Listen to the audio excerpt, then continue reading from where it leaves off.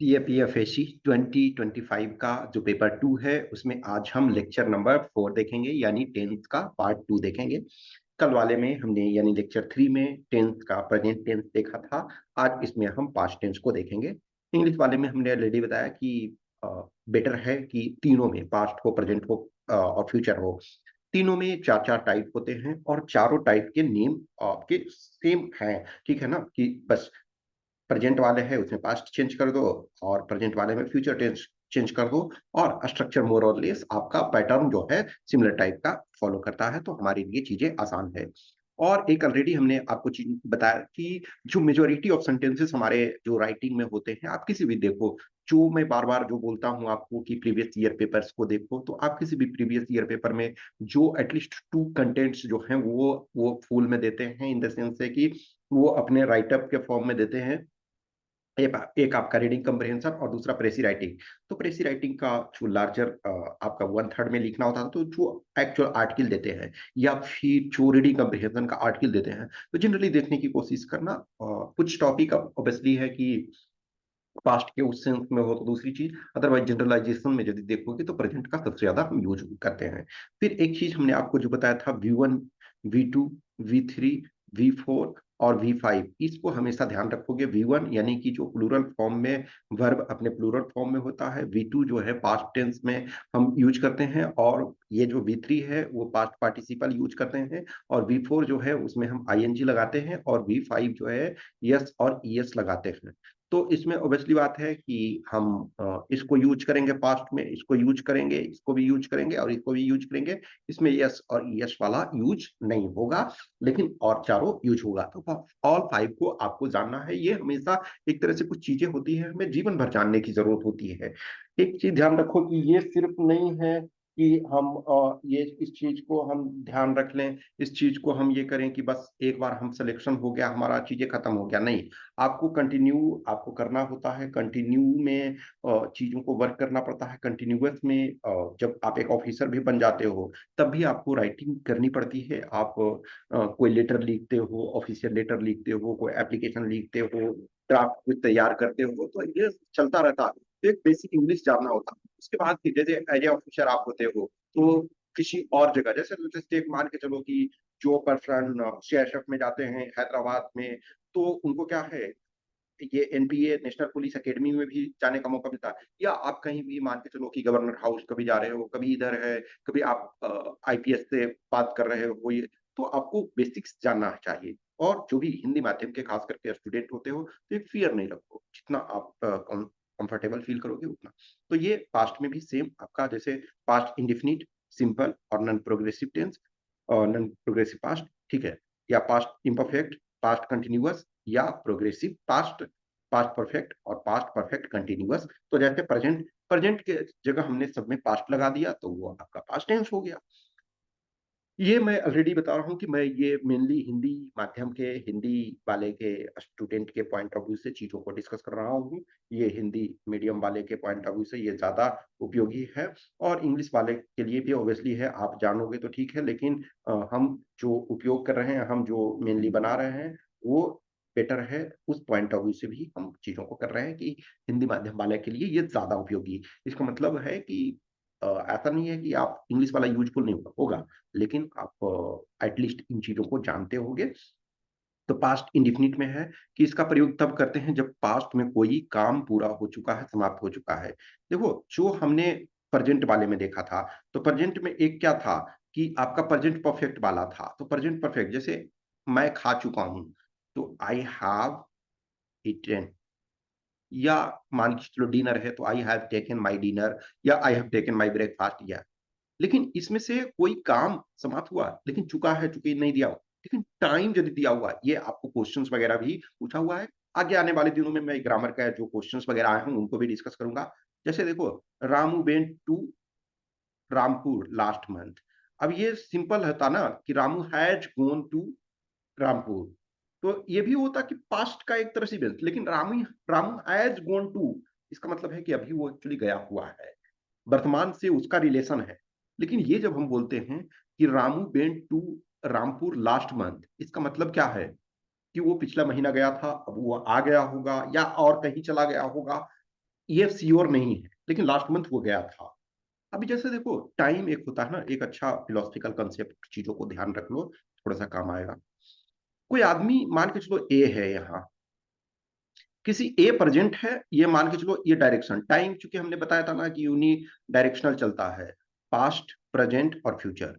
तो ए प्रेजेंट में है, और जो सपोज करो बी पास्ट, ये एक तरह से मानो कि बी अभी जो है वो फ्यूचर में अभी आया नहीं है, क्योंकि इधर से चल रहा है और टाइम इधर एक तरह से।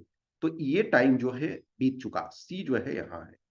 यानी मान के चलो यहाँ के लिए, पर्सन के लिए जो यहाँ है ए, एक यहाँ कोई ऑब्जर्वर है, मान के चलो ऑब्जर्वर, सपोज करो ग्राउंड पे ऑब्जर्वर है, तो ए उसके लिए क्या है, प्रेजेंट है, और आपका सी जो है वो बीत चुका है, ये पास्ट हो चुका है, ठीक है। और जो ये बी है, ये अभी आने वाला है, एक्चुअल में अभी आया नहीं है, तो ये आपका फ्यूचर है। तो ये हमेशा मानकर चलते हैं कि इधर टाइम इस डायरेक्शन की ओर जाएगा, तो फ्यूचर ये एक सेकेंड, अभी ये इसको ऐसे मानो कि टाइम इधर आपका ये जा रहा है, ठीक है ना। तो ऐसे मानो कि फ्यूचर, इसको मान लो आप ऐसे, या फ्यूचर मान लो इसको, फ्यूचर, ठीक है, और इसको मान लो, या जो भी एक तरह से आप इसको मान ले सकते हो, ठीक है ना। तो एक आदमी जैसे देखता है, ठीक है ना, कि एक अभी पास्ट में है और एक आपका फ्यूचर, लेकिन आप यदि ऊपर चले जाओ, ऊपर इसको ऑब्जर्वर को यहां रखो, तो ये मे भी इसको दोनों आपका जो है वो आपका पास्ट प्रेजेंट और फ्यूचर दोनों को देख सकता है, तो होराइजन बड़ा हो सकता है। बस जस्ट एक फिलोसफिकल पॉइंट ऑफ व्यू से, इससे कोई मतलब नहीं है उससे, ठीक है ना। तो ये देखो, Ramu went to Rampur last month, तो रामू जो है ये गया। Ajit visited Delhi last month. अब है आई टुक माई ब्रेकफास्ट 20 मिनट्स अगो। अब देखा जाए तो सिंपल, यदि ये बोलते आई हैव टेकन माई ब्रेकफास्ट, इसका मतलब है कि जस्ट आपने लिया है, और कोई पूछा मैं ब्रेकफास्ट, कुछ और लोग हो सकता है करना बाकी हो, लेकिन आपने कर लिया है। तो यदि आई हैव टेकन तो इसमें टाइम नहीं, लेकिन जब टाइम दिया हुआ है तो इसका मतलब वो पास्ट इंडेफिनिट में। तो देखो, जैसे हमने प्रेजेंट में देखा था ना कि प्रेजेंट के किसी हैबिट को बताने के लिए प्रेजेंट इंडेफिनिट टेंस का यूज करते हैं, तो वैसे ही पास्ट के किसी हैबिट को बताने के लिए पास्ट इंडेफिनिट टेंस का हम प्रयोग करते हैं।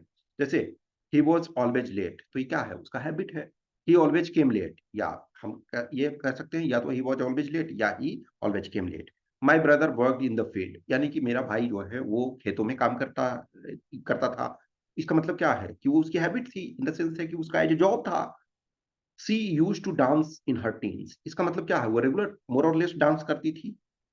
जब पास्ट में कोई काम समाप्त हो चुका है, लेकिन ऐसा प्रतीत होता है कि वर्तमान से उसका संबंध है, लेकिन साथ में समय दिया रहे, तो वह पास्ट इंडेफिनिट टेंस में होता है। यानी कि कोई काम समाप्त हो चुका है, लेकिन ऐसा प्रतीत होता है कि वर्तमान में उसका, तो वह पास्ट इंडेफिनिट टेंस में, लेकिन समय यहाँ, यदि समय न दिया हुआ है तो वो प्रेजेंट परफेक्ट में होगा, लेकिन समय दिया हुआ है तो वो पास्ट इंडेफिनिट में होगा। जैसे रघु 5 मिनट पहले स्टेशन पहुंचा, देखा जाए तो प्रेजेंट से इसका संबंध है कि 5 मिनट पहले पहुंचा, लेकिन टाइम दिया हुआ है। ये होता रघु स्टेशन पहुंच चुका है, तो टाइम ना दिया हुआ रहता तो आप उसको लिख सकते थे प्रेजेंट परफेक्ट में, लेकिन 5 मिनट पहले, इसका मतलब है कि वो पास्ट में घटना हो चुकी है। तो Raghu reached the station 5 minutes ago. Next आपका है वैसा सेंटेंस जिसकी क्रिया के अंत में, ये नहीं कि जो ट्रांसलेशन वाले चीजों को समझने के लिए हिंदी से इंग्लिश में ता था, ते थे, ती थी, अथवा या, ये, ई इत्यादि लगा रहे, तो उसे पास्ट इंडिफिनिट टेंस कहते हैं, ठीक है। तो उसको पास्ट इंडिफिनिट टेंस। अब जो ट्रांसलेट करोगे तो subject plus B two plus object. इन नॉर्मल जो है, आप यहाँ जो सिंपल सेंटेंस दिया होता बी टू, फिर लिखो यहाँ जब निगेटिव इंट्रोगेटिव तो आप V1 भी यूज करोगे, एक्चुअली V5 को छोड़ करके इसमें सारे यूज करोगे। तो Ram went to market, Ram बाजार गया, वह खाता था, तो ही एट। नोट, निगेटिव अथवा इंट्रोगेटिव सेंटेंस में डिड के बाद V1 का प्रयोग करते हैं, तो subject plus did plus V1 plus object, ठीक है ना। तो उसमें से आप ये करोगे, ठीक है, subject plus did plus V1 plus object. तो जब डिड लगा दिए तो इसका मतलब V1 ही लगाओगे। तुम इतिहास क्यों नहीं पढ़ती थी, तो वाई डिडंट, अब ये देखो, यदि आप डिड यू नोट, या डिड अलग लिखना है, नोट अलग लिखना है, तो डिड यू नोट ऐसे लिखते हैं, या डिडंट एक साथ लिखते हैं, जैसे आपको मर्जी। क्या हुआ, घर गया, तो डिड ही गो होम। आप समय पर अपना काम नहीं करते थे, तो you did not do your work on time. क्या आप समय पर कॉलेज जाते थे, did you go to college on time. जैसे ये मान के चलो, कोई होता है ना कि कुछ आदमी होते हैं कि अभी अपना टाइम पंक्चुअल नहीं है, तो कोई बोलता है ना कि भाई तुम कॉलेज के टाइम में क्या करते थे, या बचपन में, क्या तुम बचपन से ही ऐसे हो, टाइम को फॉलो नहीं करते हो, या फॉलो करते थे। तो इस ढंग से चीजें। अब ये आपका होमवर्क है, ठीक है, तो इसको होमवर्क के तौर पे आप ये कर लोगे। नेक्स्ट आपका पास्ट इम्परफेक्ट। तो यदि पास्ट टेंस में कोई कार्य जारी था, तो उसको ये, जैसे Sita was reading a novel, तो इसका मतलब है कि पास्ट में। देखो एक चीज ध्यान रखना, कि जब पास्ट का कोई इवेंट और इंसिडेंट का हम जिक्र करते हैं, तो वो ऐसा लगता है ना कि इसके साथ कोई और सेंटेंस जुड़ा हुआ है। इसको ऐसे सोचना कि जैसे कहते हैं ना कि हाँ जी, कल तुम क्या कर रहे थे, तो इसका मतलब क्या होता है, कल तुम क्या कर रहे थे, ऐसे अपने आप में देखो अचानक नहीं बोला जाता है। ये होता है कि मान के चलो कि एक क्लास है, टीचर बोल रहा है कि यस आज इतने लोग प्रेजेंट हैं। अब किसी को बोलता है कि अ, हाँ, ये आप कहाँ थे कल।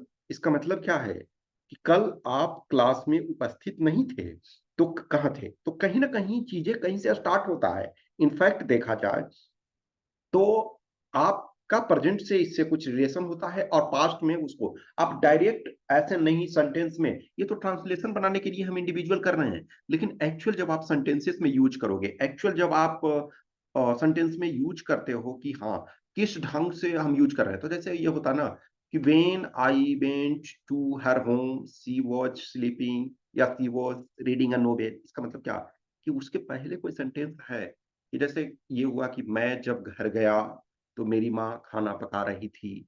तो इसका मतलब क्या, मेरी माँ खाना पका रही थी इंडिपेंडेंट में ये नहीं है। जब मैं घर गया तो वो मैंने देखा। तो इस ढंग से, लेकिन ट्रांसलेशन में हम सिंपल यूज करते हैं, लेकिन जब सेंटेंसेस बनाओगे तो ये आपका उस ढंग से। जैसे आई वॉज ईटिंग, इसका मतलब क्या, रेंडम नहीं बोल सकते ना आई वॉज ईटिंग। इसका मतलब है कि जब आपने कॉल, मान के चलो किसी ने कॉल किया, तो बोला हाँ जी हमने कॉल किया था आपको, बोला कि जिस समय आपने कॉल किया था उस समय मैं खाना खा रहा। तो you were going to market. अब ये देखो इसमें है ना कि इससे ऐसा बोध होता है, ऐसा लगता है, इट सीम्स कि कोई और कार्य समाहित है। ये इंडिपेंडेंटली जनरली जब सेंटेंस आप लिखते हो, सेंटेंस जब आप बनाते हो, सेंटेंस फ्रेम करते हो, तो जनरली इंडिपेंडेंटली ये यूज नहीं होता है, इसमें से और कुछ छुपा हुआ रहता है, ऐसा लगता है कि कोई और कार्य है, ठीक है। अब ये इसमें से जो सेंटेंस को पहचानने का, तो वैसा सेंटेंस जिसके क्रिया वर्ब के अंत में रहा था, रही थी, रहे थे इत्यादि लगा रहता है, तो पास्ट इम्परफेक्ट या पास्ट कंटिन्यूअस टेंस का होता है।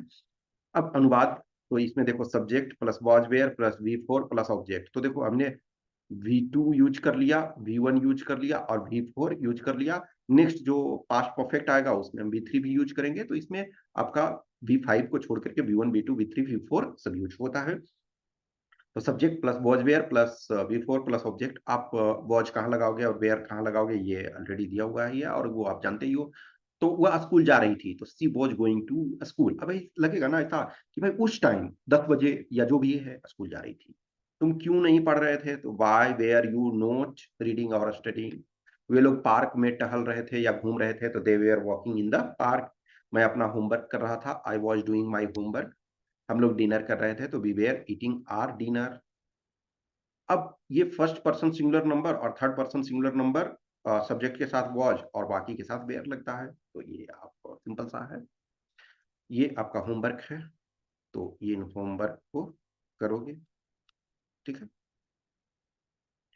नेक्स्ट आपका जो है पास्ट परफेक्ट टेंस। तो इसमें से सिंगल सेंटेंस में पास्ट परफेक्ट टेंस का सामान्यतः प्रयोग नहीं करते हैं हम जनरली। इसमें देखो इसके पहले जो हमने पास्ट इम्परफेक्ट या पास्ट कंटिन्यूअस देखा, उसमें भी देखा कि एक्चुअल में सेंटेंस छुपा हुआ है, लेकिन उसमें से हम इंडिपेंडेंटली यूज कर रहे थे, बट स्टिल एक तरफ से देखा जाए तो छुपा हुआ था। लेकिन इसमें हम एक्सेप्ट जो होता है, सेंटेंस ही एक्चुअल में दिया हुआ रहता है। सेंटेंस जो है वो आपका एक तरह से इंडिपेंडेंट नहीं होता है, उसमें दो सेंटेंस एक तरफ से छुपा हुआ रहता है। लेकिन कुछ सेंसेस में आप यूज करते हो इंडिपेंडेंटली भी, ट्रांसलेशन में तो आप ये ऐसे ही यूज करोगे, लेकिन जब हम सेंटेंसेस यूज करते हैं, फ्रेम करते हैं, पैराग्राफ लिखते हैं, तो उसमें जनरली देखोगे कि हम साथ में यूज करते हैं। जैसे ये ट्रांसलेशन का तो subject had V3 plus object, ठीक है, तो ये आपका V1 V2 V3 V4 ये यूज हो गया। वह परीक्षा में पास हो गया था, तो he had passed in the examination. जब सेंटेंस में पहले ही का प्रयोग होता है तब पास्ट परफेक्ट का प्रयोग करते हैं। जैसे मैं पहले ही टिकट खरीद लिया था, मैंने पहले ही टिकट खरीद दिया था, यानी कि कोई पूछा होगा कि ठीक है भाई टिकट लेना है, मान के चलो मैच का या फिर ट्रेन का या फिर किसी और शो का, कुछ भी चीज का, तो भाई मैंने पहले ही टिकट खरीद लिया था। अब ये देखो, जब पास्ट परफेक्ट में दो काम होता है तो इसका प्रयोग जनरली करते हैं, मैंने बोला ना कि इंडिपेंडेंटली बहुत कम यूज करते हैं। तो पहले हुए काम के लिए पास्ट परफेक्ट टेंस का प्रयोग किया जाता है और बाद में हुए काम के लिए पास्ट इंडेफिनिट टेंस का प्रयोग किया जाता है। जैसे मेरे स्टेशन पहुंचने के पहले ट्रेन खुल चुकी थी, तो पहले कौन सा काम हुआ, ट्रेन खुलना पहले हुआ और मैं स्टेशन बाद में पहुंचा, यानी कि ट्रेन जो है पहले खुल चुकी थी। मैं किसी भी टाइम गया, मानिए एक्स टाइम में, लेकिन हमारे पहुंचने से पहले ही 5 मिनट पहले, 2 मिनट पहले, 4 मिनट पहले ट्रेन खुल चुकी थी। तो उसमें तो train had started before I reach the station, तो ऐसा बहुत बार होता है। छात्र के आने के पहले शिक्षक कक्षा में आ चुके थे, यानी कि जो स्टूडेंट बाद में आए, टीचर पहले आ चुके थे, तो the teacher had come in the class before students came. तो ये जो पहले हुआ उसमें पास्ट परफेक्ट का यूज करोगे, और जो बाद में काम हुआ उसमें पास्ट इंडिफिनिट टेंस का यूज करोगे। ये आप होमवर्क करोगे।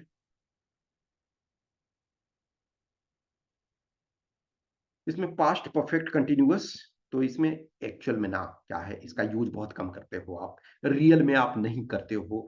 यदि आप किसी भी सेंटेंस को देखना, किसी भी जो पैराग्राफ को देखना, न्यूज़पेपर एडिटोरियल वगैरह को देखना, तो ये हम रेयर में ही इसको यूज करते हैं, बट ठीक है हमें जानना चाहिए, लेकिन हम जनरली यूज नहीं करते हैं। तो वाक्य क्रिया के अंत में ता आ रहा था, ती आ रही थी, ते आ रहे थे और साथ में समय दिया रहे, तो वह वाक्य जो है पास्ट परफेक्ट कंटिन्यूअस टेंस में होता है।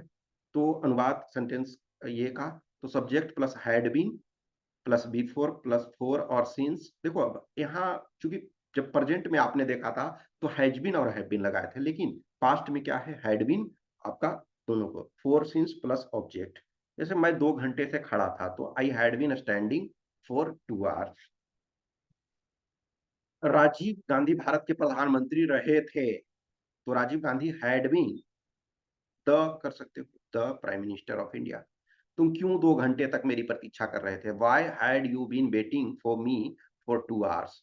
तो पॉइंट ऑफ टाइम के लिए सीन्स और पीरियड ऑफ टाइम के लिए फोर लगाते हैं, लेकिन बहुत बार जैसे आज के डेट में ये है सीन्स यदि दोनों में भी लगा देते हो पास्ट वाले में तो कोई दिक्कत नहीं माना जाता है, ठीक है। ये आपका होमवर्क है, तो इनको करोगे। देखो जो प्रेजेंट टेंस था उसमें थोड़ा ज्यादा जानने की जरूरत थी, पास्ट वगैरह में बहुत ज्यादा का टेंशन नहीं लेना है, सिंपल इसमें। और जो चीजें जब आगे और कुछ कुछ आएगी तो मैं उसको यूज करूंगा, ऐसा नहीं है कि ये नहीं। तो जो भी कुछ क्वेश्चन क्यूरी डाउट होगा तो आप मैसेज कर सकते हो, बाकी होमवर्क आप अपना करो। ये सिंपल से हैं, और आगे जैसे इनके जो भी टेंस की चीजें की गई है तो उसका हर कंपोनेंट का जो है अलग अलग, जैसे वर्ब है, वर्ब इंपॉर्टेंट पार्ट है तो वर्ब का हम सेपरेट यूज करेंगे। मान लीजिए सब्जेक्ट है तो सब्जेक्ट को हम आगे यूज करेंगे एज ए नाउन प्रोनाउन, ये हम यूज करेंगे। फिर आपका जो प्रीपोजिशन है, प्रीपोजिशन बहुत सारा आपने देखा, तो प्रीपोजिशन वगैरह हम है आगे यूज करेंगे। तो ये एक तरह से आगे सारा यूज होगा। Okay, thank you.